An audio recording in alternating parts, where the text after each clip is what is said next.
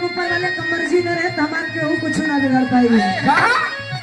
और केहू का बिगाड़ी जी, केहू का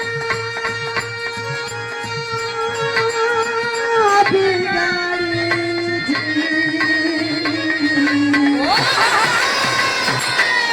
राम ना बिगड़ी है जोकर, राम ना बिगड़ी है जोकर, केहू का बिगाड़ी जी।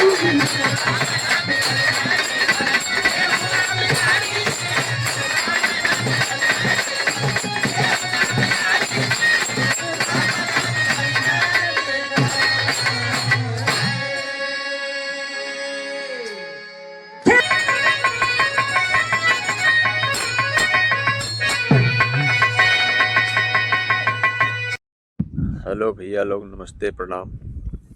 हम राम सिंह यादव और हमारे राम सिंह यादव बनारसी चैनल पर आप लोग अच्छा अच्छा गाना सुनिए। दूसरे का डाला हूँ भाई लोग, प्यार दुलार दीजिए आप अपना लोग।